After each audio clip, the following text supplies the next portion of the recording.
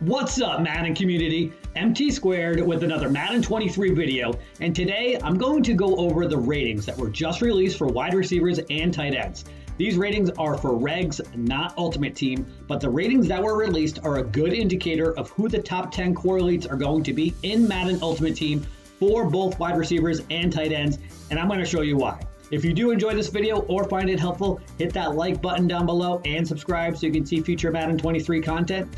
And this is the ratings release schedule for this week. On Monday, July 18th, wide receivers and tight ends were both released. This schedule says receivers, but both came out, makes sense. Tuesday, July 19th, we see edge rushers, and by the time this video comes out, that information should be available. I would assume this group would include defensive ends, outside linebackers, and possibly middle linebackers as well, since they don't really have a spot in the schedule. Wednesday, July 20th, we're back to offense with running backs and fullbacks as well, I'm sure.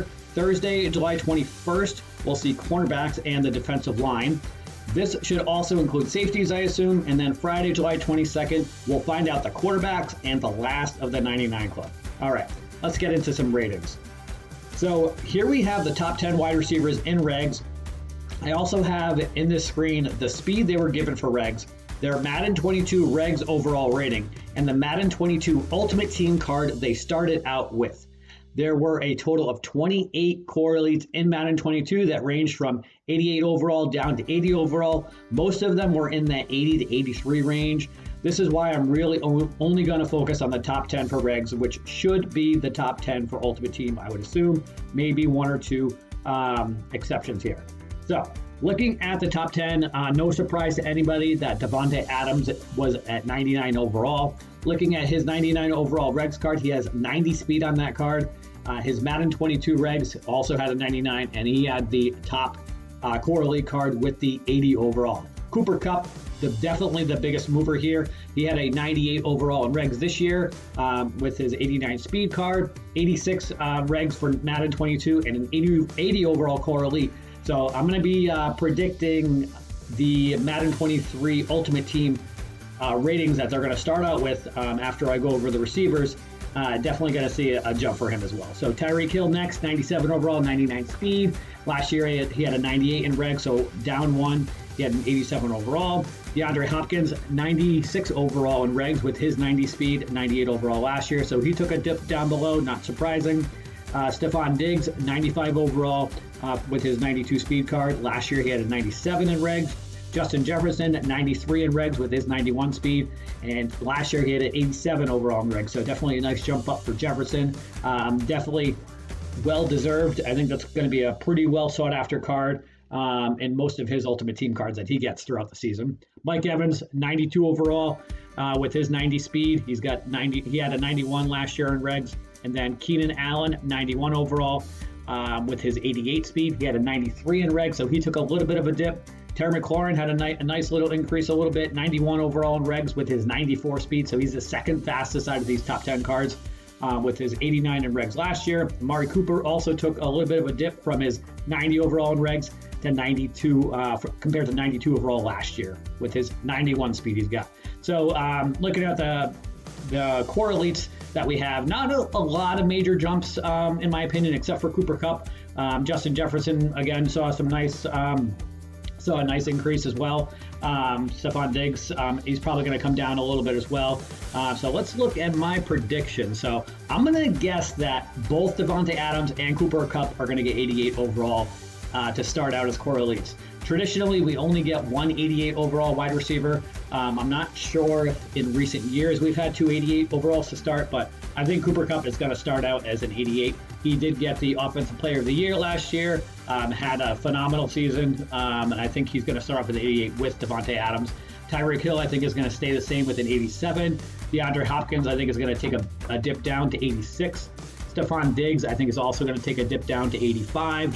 Justin Jefferson is going to get an increase, I think, to an 85. He could potentially even see an 86 as well, but we'll have to wait and see what happens. Mike Evans, I think, is going to see an 84 overall, so I think he'll be slightly increased. Keenan Allen, I think, is going to stay the same at an 84 overall.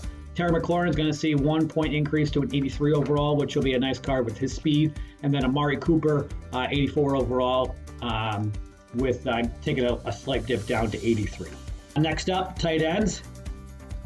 So last year, there were only 8 correlates for tight ends, including Rob Gronkowski, who has since retired, which leaves 7 correlates from last year.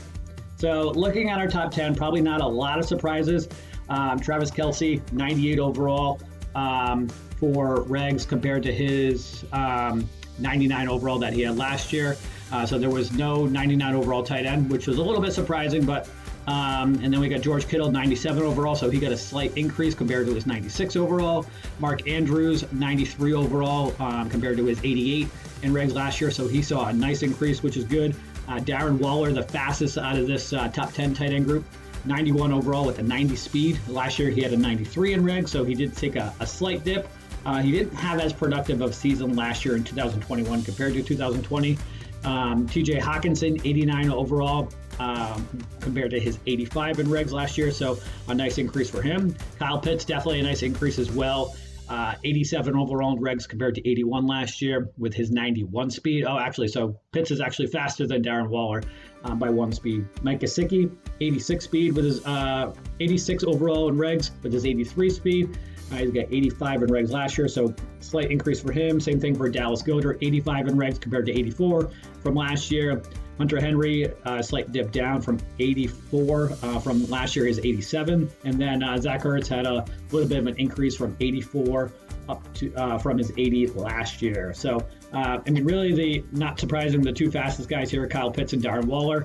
I'm sure those will be 2 people that will be whose cards in Madden Ultimate Team were pretty well sought after when they do get upgrades throughout the season. All right, so my predictions. I think Travis Kelsey is going to stick with his 88 overall. George Kittle will see a slight increase to 87, I believe. Mark Andrews, 86. He had a really good season last year. I think Darren Waller is going to take a little bit of a dip down to 83. Ironically, I believe his 83 overall was his correlate 2 years ago in Madden 2020. Correct me if I'm wrong in the comments. TJ Hawkinson, I think, is also going to see an increase for him up to an 83. Kyle Pitts is going to go from a 78 to an 82, I predict. Gesicki is going to stay the same at an 82 overall. Dallas Goedert will go from core gold to core elite as an 80 overall. And I think Hunter Henry is going to take a dip down to a 79 overall, maybe even a 78 or a 77, honestly. And then Zach Ertz, I think, is going to still be on the cusp as a 79 overall gold.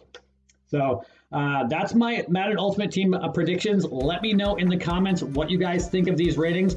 I know a lot of people talking about Jamar Chase getting snubbed with his 87 overall and 94 speed card. As a Dolphins fan, personally, I'm definitely happy with Tyreek Hill stats, as I showed before. And Jalen Waddle got a very nice fast card for REGS as well, sporting a 97 speed on his 84 overall card. That type of speed bodes very well for whatever Ultimate Team cards he ends up getting. Considering he had over 100 receptions and 1,000 yards receiving, I'm thinking he's going to end up with maybe an 81 or 82 core elite card with 88-ish speed stock. Not bad for the start in Ultimate Team. And with Tyreek Hill on the other side for the Dolphins Theme Team, definitely seems like a good idea. Anyway, that's it for today's video, guys. If you did enjoy this video or found it helpful, hit that like button down below and subscribe so you can see future Madden 23 content. And be on the lookout tomorrow for my next video where I do this same style video for the ratings revealed for edge rushers. And thank you for watching.